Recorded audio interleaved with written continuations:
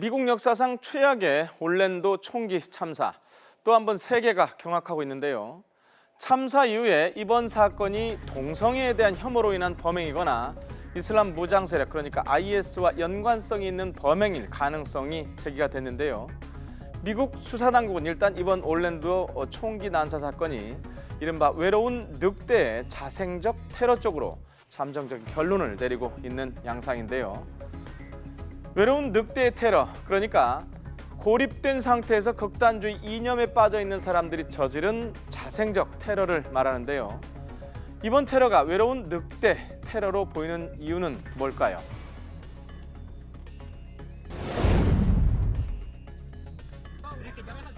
현지 경찰은 이번 사건을 사전에 계획된 국내 테러 행위로 규정을 하고 있습니다. 소총과 권총을 미리 준비를 했고 장시간 범행을 저지른 점 때문인데요. 범인 오마르 마틴은 과거 테러 의심 때문에 FBI로부터 조사를 2차례 받고 정부의 감시 대상 명단에 오른 적이 있는 인물입니다.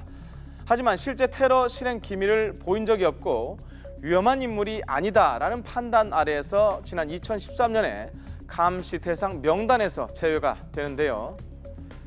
그가 과거 정부의 감시 명단 대상에 올랐던 이유는 바로 이슬람 극단주의에 동조할 가능성이 있다는 이유에서였는데요. 때문에 그는 사회 적대감을 가지고 특정 이념에 동조하면서 철저하게 혼자 행동했을 가능성이 높습니다. I think it's more likely than not that it was an ideologically motivated attack. Right now, we don't have any direct information that he was associated with any particular group. 오바마 대통령 또한 범인인 오마르 마틴이 인터넷을 통해서 다양한 극단주의적 정보를 접해 영향을 받은 것으로 보인다고 설명했습니다. 그리고 현재 수사당국의 수사 초점이 테러를 실행에 옮기게 한 경로를 파악하는 데 맞춰지고 있다고 말했습니다. It does appear that at the last minute he announced allegiance to ISIL, but there is no evidence so far that he was in fact directed by ISIL, and there.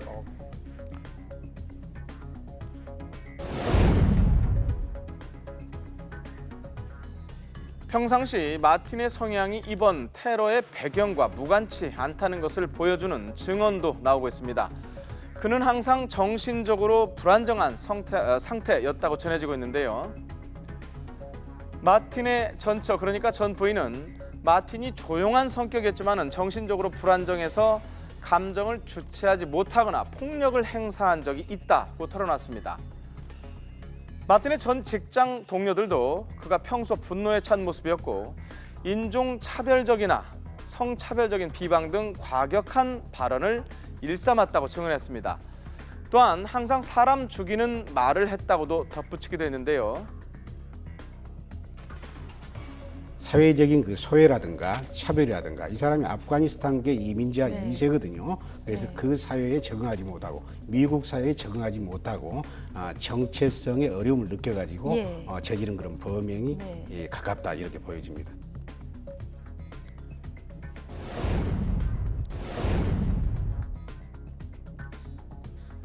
오마르 마틴의 사상과 행동들이 이상해진 것은 지난 2011년 9.11 테러 직후였다는 증언들도 나오고 있습니다. 마틴의 고등학교 시절 친구들의 증언 내용인데요. 그들은 마틴이 9.11 테러 당시에 모든 학생이 충격에 빠져 있는데 유일하게 단 한 사람 마틴만이 다르게 반응했다고 말하고 있는데요. 최악의 테러에 대해서 발을 구르면서 기뻐서 날뛰었다는 겁니다. 또한 오사마 빈 라덴을 삼촌이라고 떠들고 다녔다고도 말했는데요. 이어 그들은 마틴이 9.11 테러 이후에 달라졌고 이상하게 행동했다고 입을 모았습니다. 이번 테러를 자생적 테러로 보는 이유들을 하나씩 살펴봤는데요. 전문가들은 외로운 늑대의 자생적 테러가 때로는 대규모 테러보다 더 무서울 수 있다고 경고하고 있습니다. 일단 감지가 어렵고 조직적으로 움직이는 테러 못지않게 엄청난 피해를 내기 때문인데요.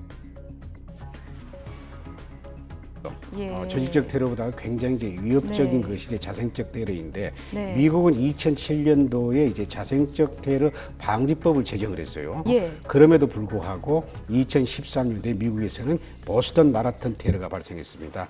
이 역시 이제 굉장히 자생적 큰 테러였거든요. 사건이었죠. 예. 또 이제 샌디 버나드 2015년 샌 버너디노 시에서 네네, 있었던 2015년 12월이었죠. 네. 그 당시에도 역시 마찬가지로 이와 유사한 그런 네. 그 테러가 이제 발생을 했었는데 불과 지금 얼마 말씀 되지 않아 이런 테러가 발생한 그러니까요. 거죠. 예, 이번 사건이 더욱 충격적인 이유는 앞서 설명을 드렸듯이 범인 오마르 마틴이 FBI로부터 최소한 2번 이상 조사를 받고 정부의 감시 대상에 올랐던 사람이었다는 겁니다. 감시 대상에 올랐던 사람조차도 외로운 늑대인지 아닌지를 알 수 없었다는 건데요. 그래서 지금까지의 테러 대책이 주로 조직적인 테러에 맞춰져 있었다면은 이제는 가장 통제하기 어려운 유형이라는 외로운 늑대에 의한 테러에도 대책의 초점을 맞춰야 할 것 같습니다.